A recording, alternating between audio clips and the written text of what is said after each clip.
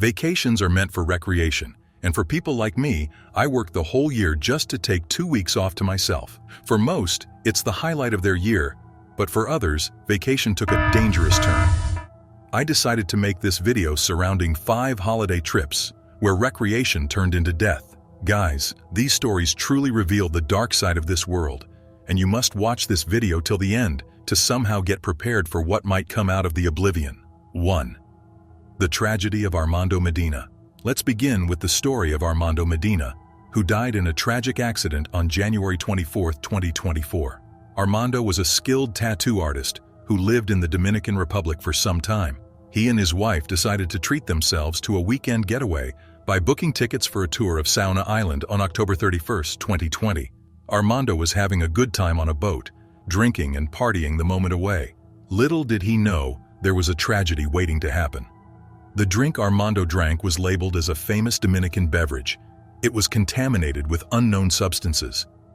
The day after the trip, Armando's condition suddenly declined. He had blurry vision, severe vomiting, and difficulty walking. When he was rushed to the hospital, the truth about his intoxicated drink was revealed. The fact that drinks were tampered with and only Armando got sick creates suspicious doubts about the hidden motives behind such a malicious act. I can't help but wonder, why would one go so far as to harm such innocent people? The situation worsened drastically in the weeks following the trip. The methanol in the modified beverage caused severe damage to his brain and nervous system. Even though he was given many treatments, he fell into a coma in just 2 weeks.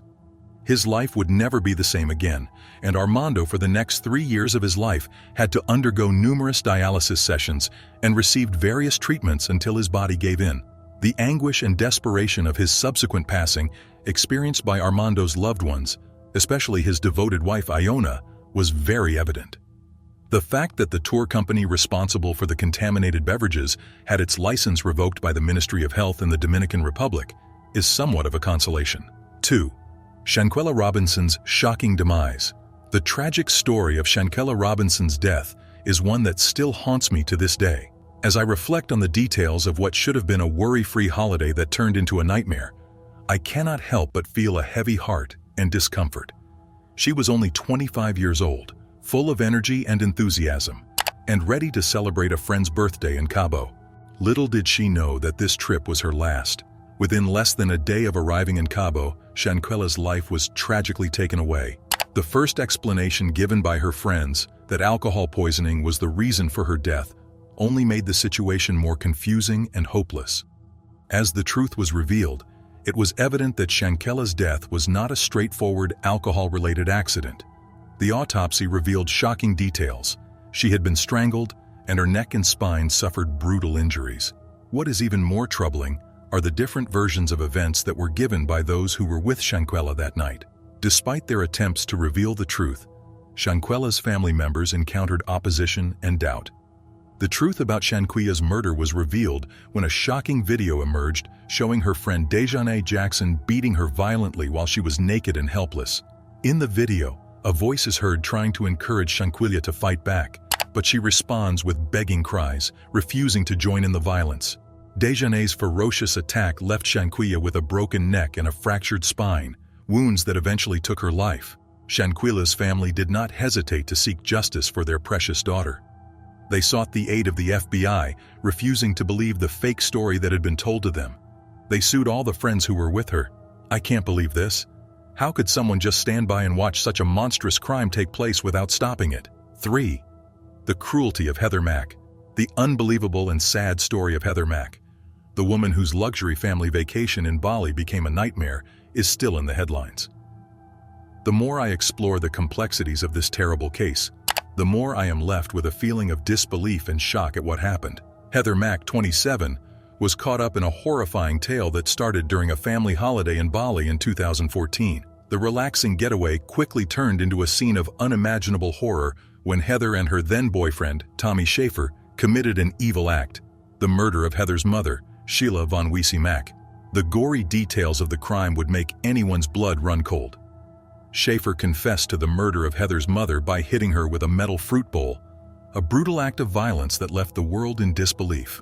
After the trial in Indonesia, Both Heather and Schaefer were found guilty of the murder and were sentenced accordingly. Heather's story took another turn when she was released from prison in 2021 for good behavior after serving 7 years of her 10-year sentence. Her liberty was brief, as she was immediately arrested upon her return to the United States and was charged with new crimes in a U.S. federal court in Chicago. The troubled relationship between Heather and her mother, Sheila von Mack, adds another dimension to this already sad story. The motive for the murder was the violent quarrel that arose between Heather, Schaefer, and her mother during their stay in Bali. Schaefer said that Sheila became furious when she found out about Heather's pregnancy, threatening the unborn baby with violence. In a vain attempt to save themselves, Heather and Schaefer turned to inhumane brutality that killed Sheila. I think nothing can justify this action. The consequences of the killing just made the situation even more horrible. Heather had to surrender the custody of her baby girl Stella, who was born while she was in prison. 4. The story of Robbie and Michael Phillips. The story begins with Robbie and Michael Phillips, two retired people who were looking forward to spending a quiet vacation at the Sandals Emerald Bay Resort. They had no idea that their holiday would turn into a tragedy amid mystery and confusion. The couples of Robbie and Michael and their friends had all taken separate villas, which were adjacent to each other, and were oblivious to the impending danger. The comfort of their accommodations soon turned out to be a scene of tragedy, leaving everyone grasping for answers. I can't imagine the hurt their families encountered. Despite the initial shock and the rumors, the officials were quick to point out that foul play was not suspected. Instead, the attention was focused on the air conditioning units, and the hypothesis involved a possible link to Freon poisoning. The serene atmosphere of the resort was now tainted with suspicion and fear. Dr. Ali Khan said that paralysis and swollen limbs were not common symptoms of Freon poisoning. In addition, the fact that the two couples were in separate villas increased suspicions. The haste to rule out foul play before a proper investigation made some people raise their eyebrows. Dr. Khan, who is now the Dean of the College of Public Health at the University of Nebraska Medical Center, stressed the need to collect all the evidence before making any conclusions. 5. The shocking tale of Shad Woodard and Zindel Brown. Imagine yourself planning a trip with your friends, eagerly waiting for the fun and excitement that awaits you. That was exactly what Washington McGee, Eric Williams, Shad Woodard, and Zindel Brown were looking forward to as they headed for Matamoros, Mexico on March 3rd. They had no idea that their holiday would soon turn into a story of survival and tragedy. While they were crossing the U.S.-Mexico border, their journey took a horrifying twist. Gunslingers appeared before them with devious and lethal motives. With the car horn blaring behind them, indicating danger, Brown's quick reflexes saved them from a potentially fatal blunder. The respite was temporary, as the sound of gunfire filled the air, breaking the peace they had longed for. When Zindel and Shad tried to run away in a panic, their assailants cut them down. The violence was unforgiving, allowing no mercy or respite. I can't believe people still choose violence. Having been taken to another place, the survivors were subjected to interrogation, with their captors showing no regret for the pain they had caused.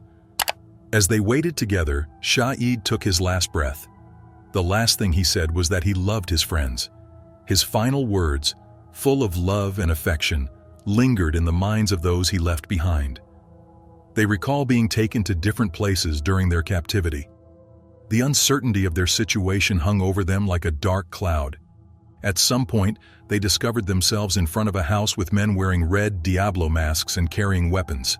At that time, Brown was badly injured and was fighting for his life. The kidnappers had promised to take Brown to a hospital, but instead, they came back with the terrible news of his death. The incident was a heartbreaking one, a cruel twist of fate that left them in deep sorrow and hopelessness. Blindfolded once more, they were loaded onto a truck. The bodies of their dead friends were placed on top of them to hide their presence. The sound of guns rising in the night air was heard as they were being driven aimlessly, their fate uncertain. Then, after what seemed like an eternity, they were left at a remote wooden shack. Their rescue came just at the right moment. Returning to safety with their friends' bodies, they were left to deal with the aftermath of the trial. In the wake of the incident, an apology letter emerged from the Gulf Cartel, which was responsible for their kidnapping. The genuineness of the apology was challenged, bringing to question the true motive of the people behind the heinous crime. With that, I am ending this video. All these stories remind us that life is short and we should be careful how we spend it. Feel free to watch my earlier videos and subscribe for further shocking crime tales in this mysterious world.